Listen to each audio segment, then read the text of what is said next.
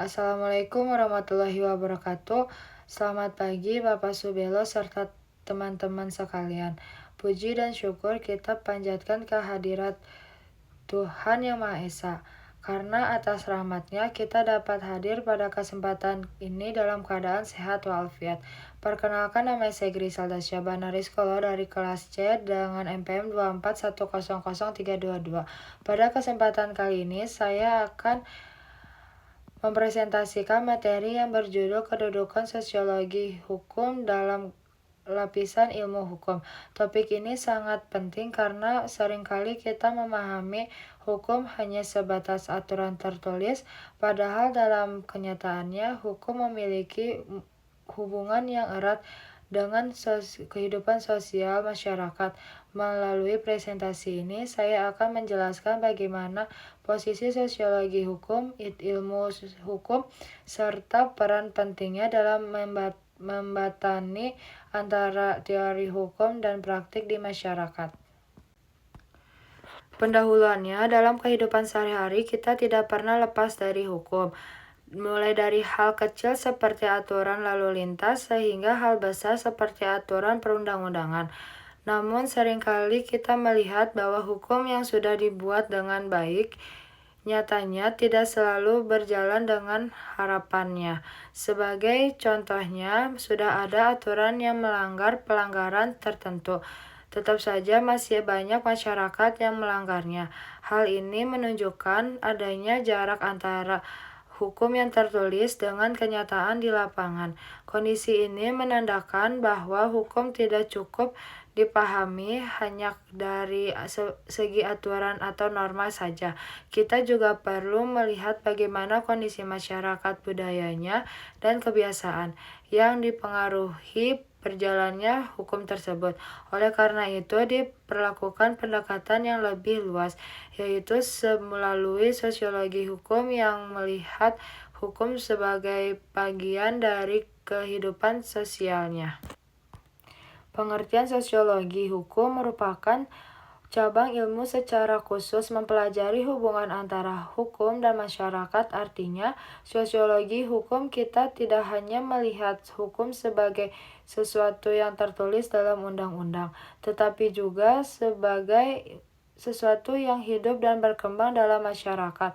Menurut Surjano Sukanto, sosiologi hukum adalah ilmu yang melihat hukum sebagai gejala sosial. Maksudnya adalah hukum tidak berdiri sendiri tetapi dipengaruhi oleh berbagai faktor sosial seperti adanya budaya, ekonomi, pendidikan, bahkan kebiasaan masyarakat.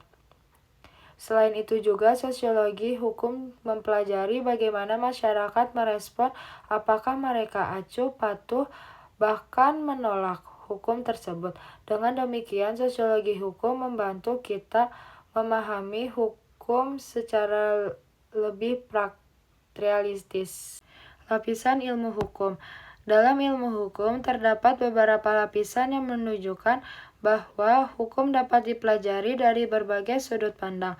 Lapisan ini penting karena hukum bukan hanya sekadar aturan tetapi juga mencakup pemikiran, nilai, dan praktik. Secara umum, ilmu hukum terdiri dari ilmu hukum normatif, teori hukum filsafat, hukum dan ilmu hukum empiris.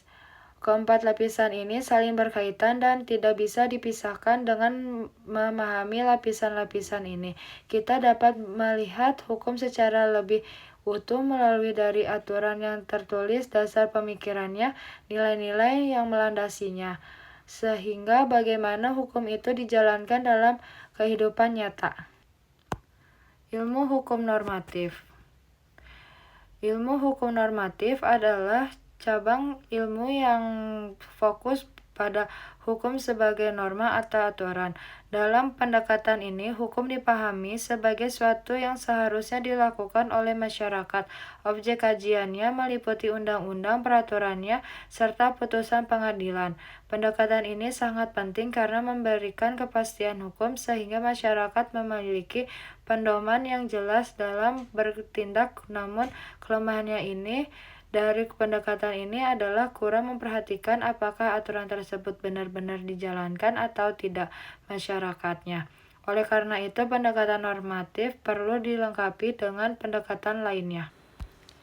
Teori hukum membentuk kita untuk tidak hanya mengetahui aturan tetapi juga memahami alasan dibalik terbentuknya aturan tersebut. Dalam teori hukum tidak dilihat sekadar sebagai kumpulan pasal, tetapi juga sebagai suatu sistem yang memiliki tujuan dan dasar pemikiran tertentu.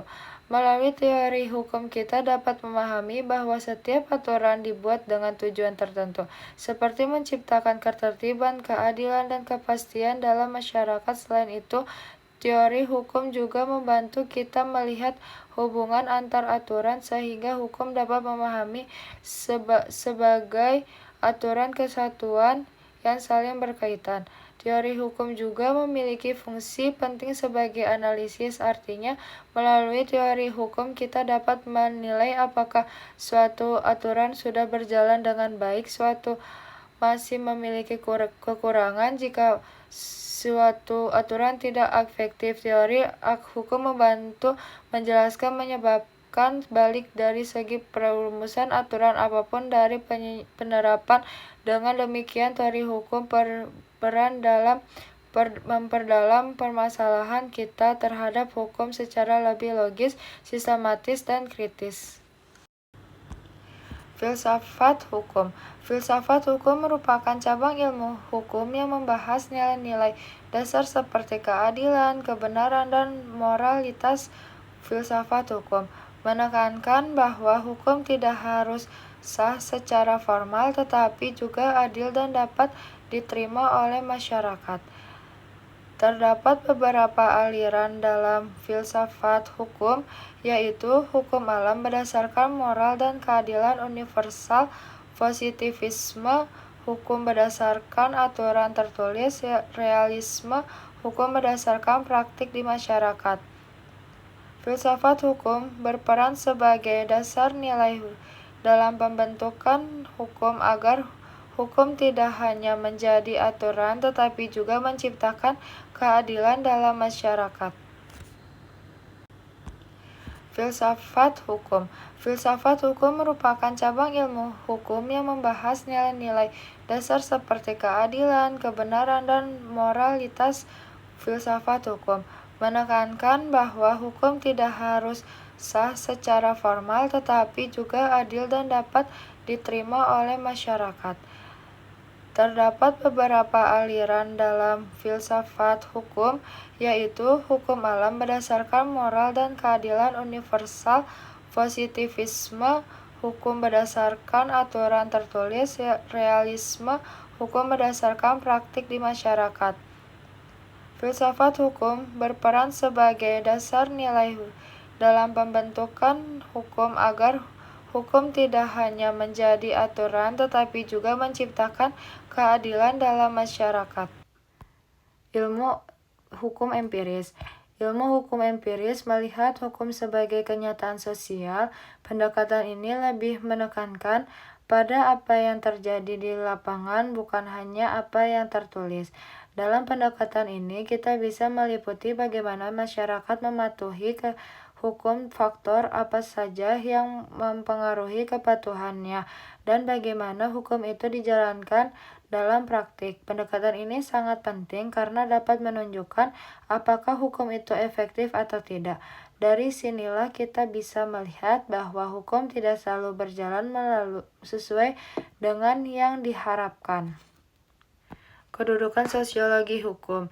Sosiologi hukum berada dalam lapisan ilmu hukum empiris. Hal ini karena sosiologi hukum mengkaji hukum berdasarkan realitas yang terjadi di masyarakat. Dengan kedudukan ini, sosiologi hukum memiliki peran sebagai penjabatan antara hukum normatif dengan praktik di lapangan.